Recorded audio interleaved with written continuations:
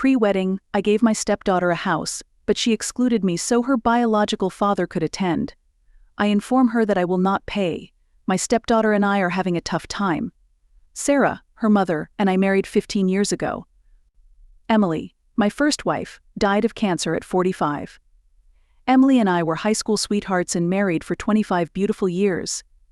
Emily's health prevented us from having children. Emily's death devastated my heart. As a real estate developer, I jumped in. 3 years later, I met Sarah at a charity event. Lily, her 10-year-old daughter, was vivacious and engaging. Both of them captivated me, and we clicked immediately. Sarah struggled as a single mother. Tom, Lily's biological father, left it too. He occasionally entered their lives, but he never offered actual support. I had a chance to rediscover love and nurture Lily. Over time, Lily and I became close.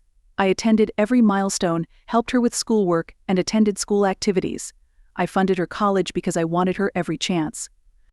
A charming young man. Mike is engaged to 25-year-old Lily. I gifted them a property before the wedding to show my love and support. A wonderful home in a nice area is perfect for their new life. When the wedding invitations arrived, I was shocked and hurt to hear I hadn't been invited. It seemed like an error at first.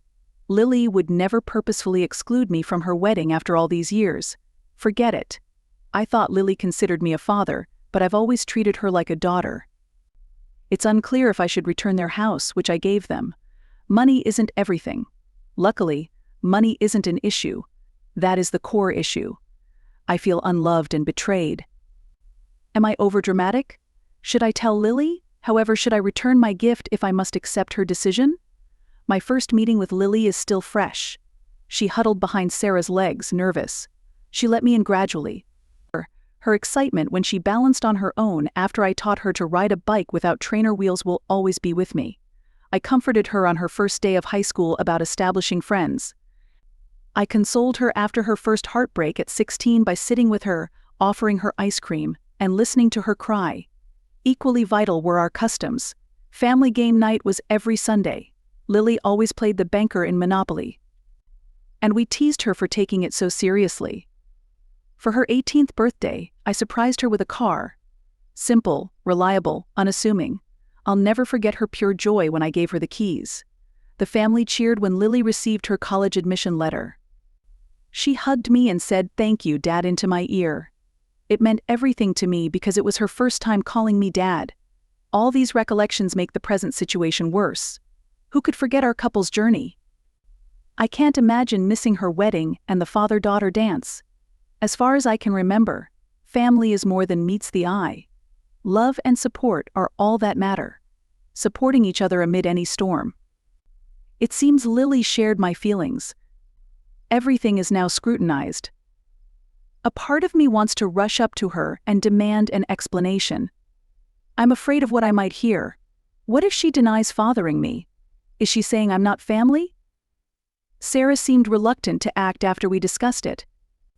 I should talk to Lily alone, she says. How can I reach Lily when she rejects my calls? To show my love and support for their future, I gave them a house. It's a sad reminder of how I was excluded from that community.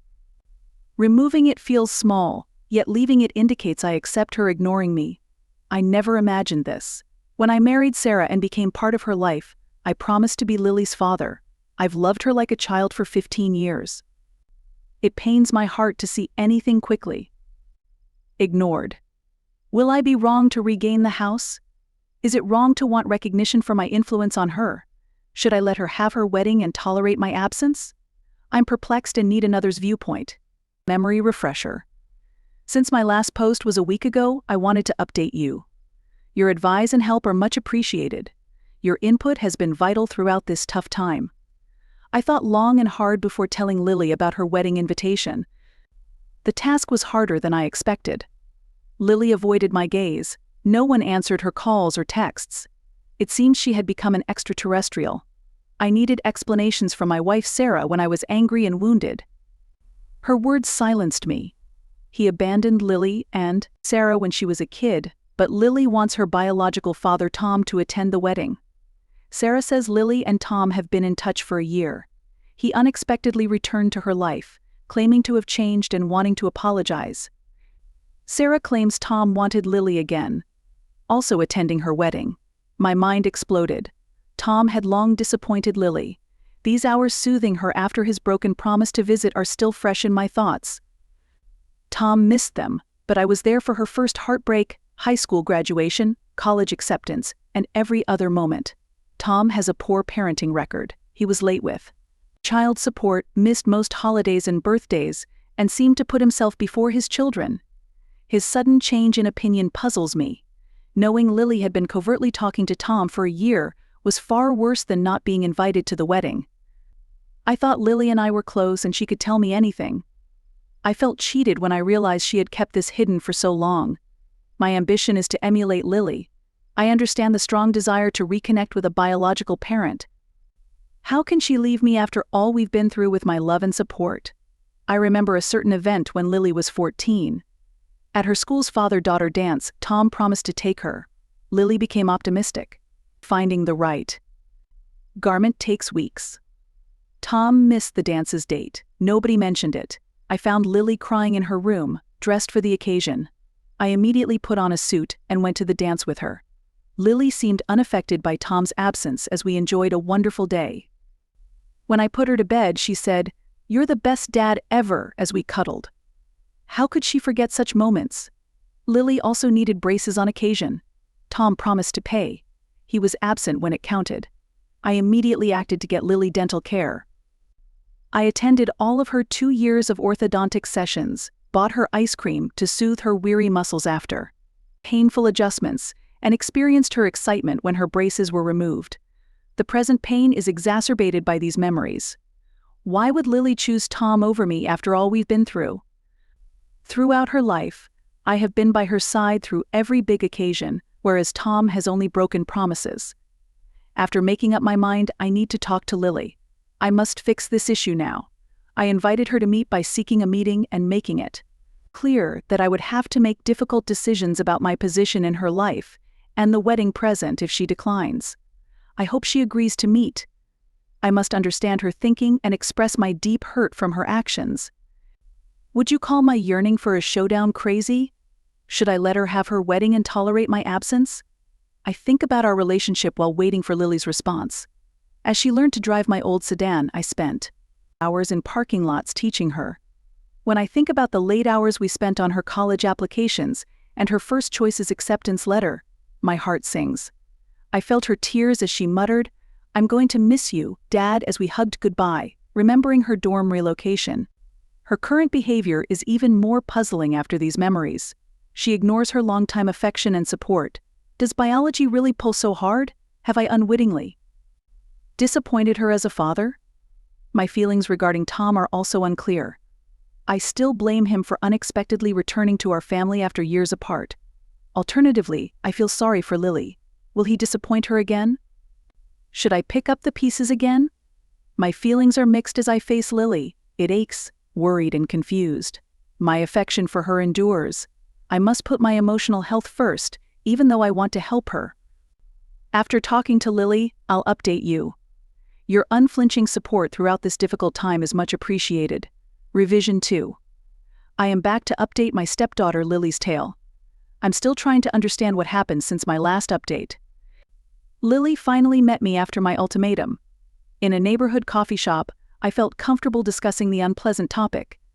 After taking a seat, her eyes showed guilt and incredible resistance. She left me out of the wedding, so I told her how much it hurt. When she needed someone to lean on without Tom, I reminded her of our many years together.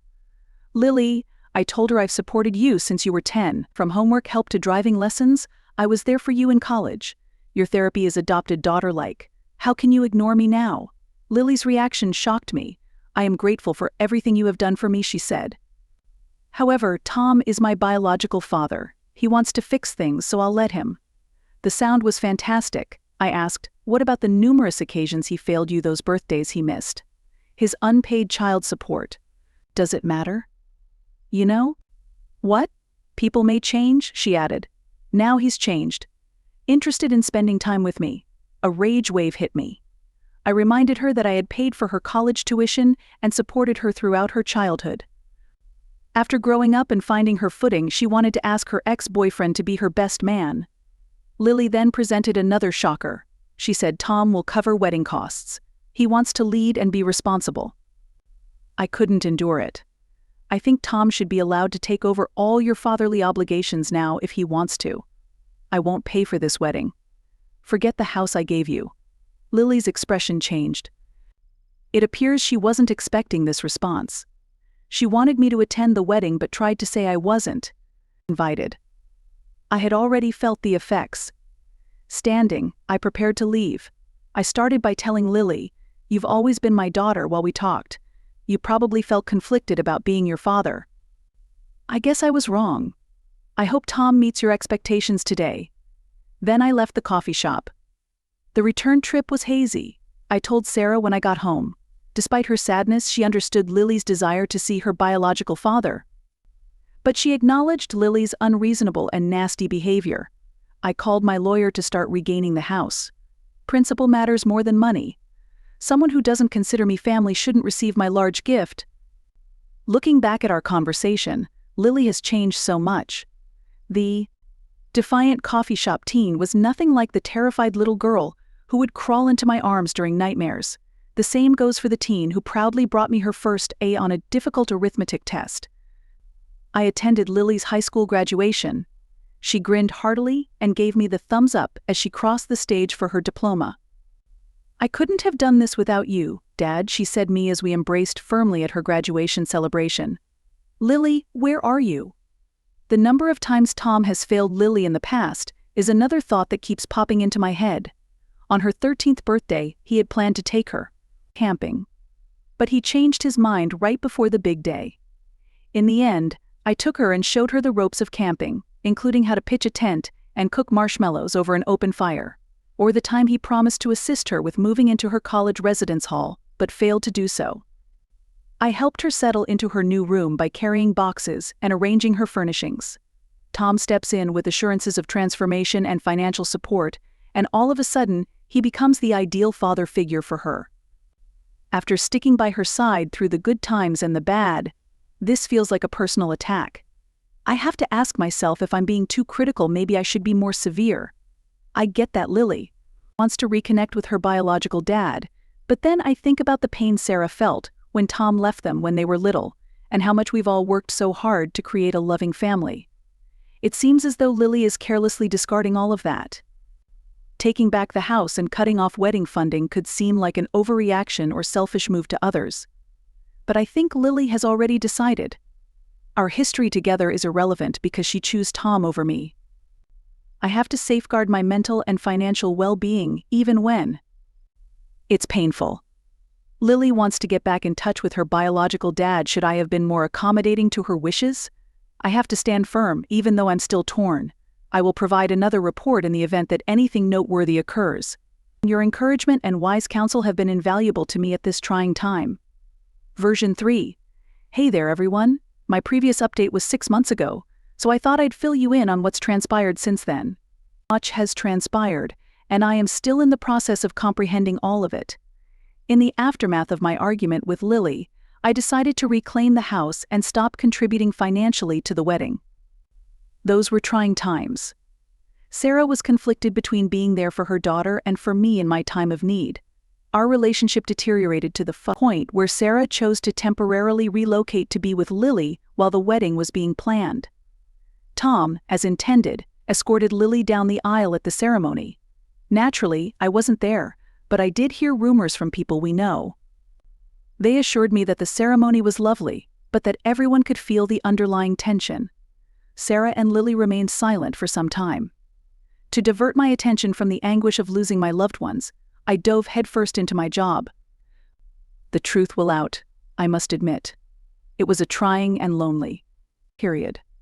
Then Sarah called me around a week ago. It was clear that she had been crying since her voice was trembling. "We messed up badly," she said. "We apologize deeply." Sarah continued by detailing the events that followed the wedding. For almost 1 month, Tom had remained, acting as the devoted father figure. Following through on his pledge, he did contribute financially to the wedding. However, when the expenses began to accumulate, the harsh truth of continuous financial accountability became apparent. A sense of distancing washed over Tom. Like he had done years before, Tom vanished within 2 months of the wedding. He effectively disappeared from Lily and Sarah's lives again after he stopped returning their calls. Devastated was Lily. She had thought for a long time that Tom wanted to be with her again, that he had changed. It was devastating to realize that he had disappointed her once again, particularly considering all the things she had given up to be with him. According to Sarah, Lily was too embarrassed to reach out to me directly. She was worried that I wouldn't want to hear from her because of her remorse for how she had treated me. "I see now what a fool I was," Sarah said. "She longs for your presence." I felt a range of emotions as I listened to Sarah's words. I felt partially validated. Regarding Tom, I had always been correct. Still, a deeper part of me was filled with sadness, especially for Lily, whose biological father had betrayed her once again. "I feel terrible that this has hurt our family. Thank you for informing me, but the harm has already been done," I told Sarah.